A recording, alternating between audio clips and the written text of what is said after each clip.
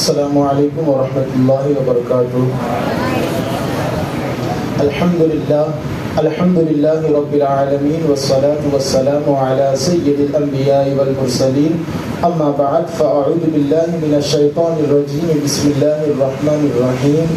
ان اکرمکم عند اللہ اتقاکم، صدق اللہ العظیم وصدق رسولہ النبی الامین المکین الکریم، ونحن علی ذلک لمن الشاہدین والشاکرین۔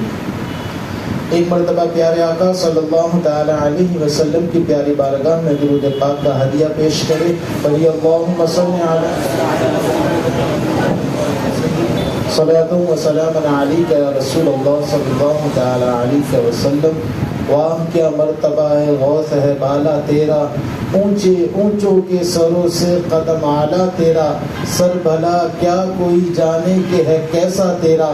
اولیاء ملتے ہیں آنکھیں وہ ہے تلوا تیرا، اور قسمیں دے دے کے کھلاتا ہے پلاتا ہے تجھے، قسمیں دے دے کے کھلاتا ہے پلاتا ہے تجھے، پیارا اللہ تیرا چاہنے والا تیرا، پیارا اللہ تیرا چاہنے والا تیرا۔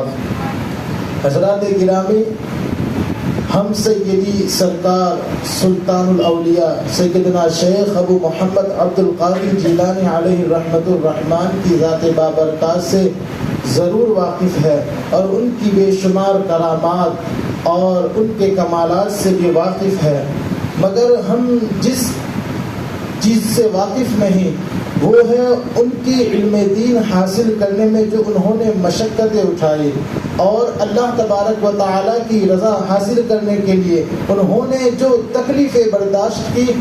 اس سے ہم سب ناآشنا ہے۔ تو اسی معاملے پر آج ہم گفتگو کریں گے۔ سیدی سرکار حضور غوث پاک علیہ رحمت الرحمن خود اس معاملے پر ارشاد فرماتے ہیں۔ حضرت احمد بن یحییٰ نقل کرتے ہیں، کہتے ہیں کہ میں نے سیدنا غوث اعظم سے خود سنا ہے کہ وہ کرسی پر بیٹھے ہوئے ارشاد فرما رہے تھے کہ میں نے 40 سال تک عشاء کی نماز کے وضو سے فجر کی نماز ادا کی، اور پھر فرماتے ہیں کہ 25 سال تک میں نے جنگلوں میں پتیاں کھا کے اپنا وقت گزارا، اور اتنا ہی نہیں، کہتے ہیں کہ کبھی کبھی تو ایسا بھی وقت آیا کہ نہ کچھ کھانے کو ہوتا نہ کچھ پینے کو ہوتا، تو میں کبھی کبھار ایسی گری پڑی چیزیں جو مباح ہوتی حلال ہوتی انہیں کھا لیا کرتا اور اپنا وقت گزارتا، اور میں اللہ تبارک و تعالیٰ کی یاد میں ہمیشہ مشغول رہتا، اور اللہ تبارک و تعالیٰ کی معرفت طلب کرنے کی کوششیں کیا کرتا تھا۔ یہاں تک کہ آپ فرماتے ہیں کہ میں نے 15 سال تک لگاتار عشاء کی نماز کے بعد سے فجر کی نماز تک پورا قرآن مجید مکمل کیا، لگاتار آپ قرآن مجید مکمل کیا کرتے تھے۔ اور بعض علماء کرام فرماتے ہیں کہ حضرت غوث اعظم کو کبھی کبھار وجد طاری ہو جاتا تو وہ اس قدر کیفیت ان کی ہو جایا کرتی کہ وہ بستیوں سے بہت دور چلے جاتے تھے، اور اپنے آپ کو بہت دور جب ہوش آتا تو اپنے آپ کو بستیوں سے بہت دور پاتے۔ بہجت الاسرار میں امام شتنونی علیہ الرحمہ خود لکھتے ہیں کہ سیدی سرکار غوث اعظم نے خود فرمایا اس بات کو۔ وہ کہتے ہیں کہ ایک مرتبہ مجھ پر وجد طاری ہوا تو مکمل 1 گھنٹے کے بعد جب مجھے ہوش آیا تو میں نے اپنے آپ کو شہر صدر میں دیکھا۔ اب وہ شہر بغداد سے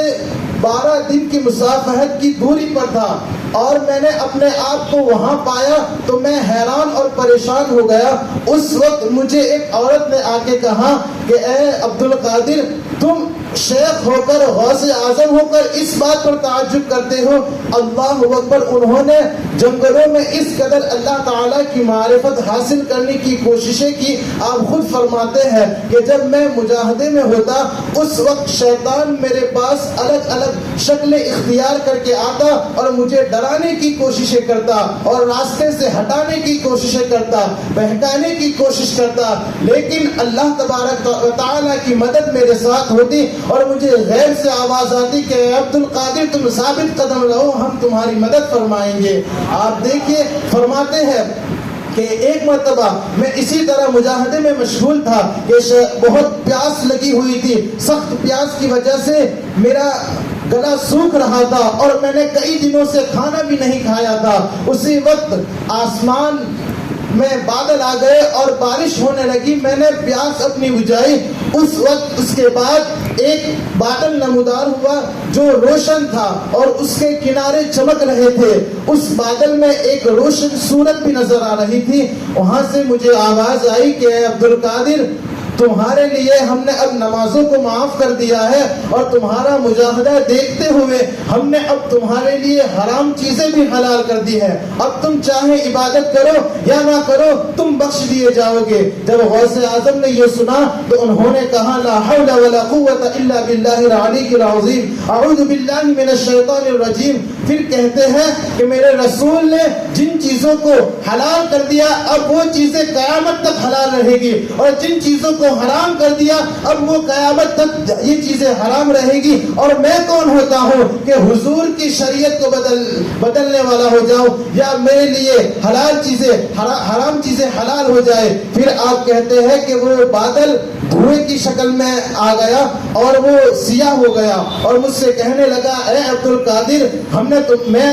شیطان تھا اور میں نے تمہارا امتحان لیا لیکن تمہیں تمہارے علم نے بچا لیا۔ پھر اس وقت دوبارہ سیدنا شیخ عبد القادر کہتے ہیں کہ اے بدبخت، تو یہ کہتا ہے کہ میرے علم نے بچا لیا، نہیں ہرگز نہیں، بلکہ مجھے میرے اللہ نے بچا لیا۔ تو وہ شیطان پھر کہتا ہے تم پھر بچ گئے، میں نے اس طرح کئی بزرگان دین کو گمراہ کر دیا لیکن تم آج پھر بچ گئے۔ ذرا دیکھیے اللہ تبارک و تعالی پر کیسا توکل اور اللہ کی یاد میں کیسے آپ مست رہتے۔ آپ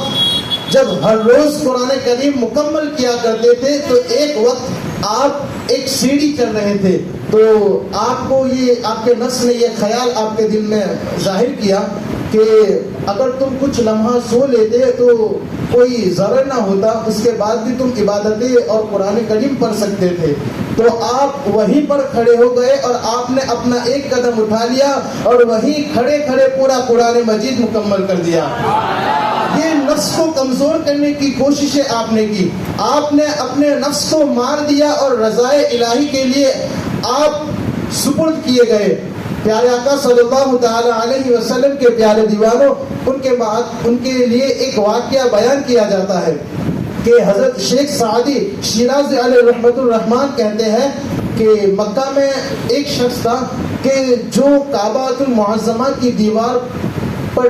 سر رکھ کر تزاروں کے تار رو رہا تھا، تو لوگوں نے اس کی آواز سنی، اس قدر دردناک طریقے سے وہ شخص رو رہا تھا کہ لوگ اپنا طواف چھوڑ کر اپنی دعائیں چھوڑ کر اس کی طرف متوجہ ہو گئے اور اس کے لیے مغفرت کی دعائیں کرنے لگے۔ وہ شخص کہہ رہا تھا کہ رب قدیر مجھے معاف کر دے اور مجھے معاف کر دے، میری بخشش فرما دے، کیونکہ اگر میں بخشا نہ گیا تو میں تیرا تو کیا تیرے بندوں کا بھی میں سامنا قیامت کے دن نہیں کر سکتا، اگر ایسا ہو تو مجھے قیامت کے دن اندھا اٹھانا۔ تو اس پر لوگ اس کی طرف متوجہ ہوئے اور اس کے لیے مغفرت کی دعائیں کرنے لگے۔ تو اتنے میں ایک شخص آیا اور آپ کے پاس بیٹھ گیا اور بخشش کی اس کے لیے دعائیں کرنے لگا۔ پھر جب وہ کافی وقت کے بعد وہ شخص کھڑا ہوا اور جانے لگا تو جو پاس میں آ کر بیٹھا تھا اس نے یہ سوچا، یہ خیال ظاہر کیا کہ یہ کون شخص ہے جو اتنا دردناک طریقے سے رو رہا ہے، جس کے رونے کی وجہ سے لوگ اس کی طرف متوجہ ہو رہے ہیں اور اس کے لیے مغفرت کی دعائیں کر رہے ہیں۔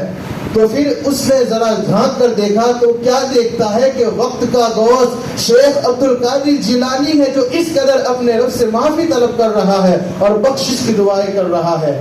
تو ان تمام واقعات سے ہمیں یہ معلوم ہوتا ہے کہ آپ وقت کے غوث تھے لیکن اس کے باوجود آپ رب قدیر سے اس قدر خوف زدہ رہتے کہ آپ ہمیشہ اس کی یاد میں مست رہتے اور معافی طلب کیا کرتے تھے، مجاہدہ کیا کرتے تھے۔ اس کے بعد آپ کو یہ عظیم مقام حاصل ہوا۔ تو ہمیں چاہیے کہ سیدنا شیخ عبد القادر جیلانی علیہ رحمت الرحمن کی کرامات سننے کے بعد ہم ان کی جو انہوں نے تکلیفیں برداشت کی، علم دین حاصل کرنے میں جو تکلیفیں اٹھائی، ان تکلیفوں کو مد نظر رکھتے ہوئے ہم بھی ان کے طریقے پہ چلنے کی کوشش کریں اور اپنے آپ کو ان کے سیرت اور ان کے دل، ان کے اعمال کی طرف، ان کے کاموں کی طرف اپنے آپ کو راغب کرے اور انہوں نے جو حکم دیا اس پر عمل کرنے کی کوششیں کرے۔ اللہ تبارک و تعالیٰ سے دعا ہے کہ ہمیں سیدی سرکار غوث اعظم کے کہے ہوئے فرامین پر عمل کرنے کی نیک توفیق عطا فرمائے اور میدان محشر میں ان کے ساتھ ہمارا بھی معاملہ فرمائے۔ وآخر دعوانا الحمدللہ رب العالمین۔ السلام علیکم ورحمۃ اللہ وبرکاتہ۔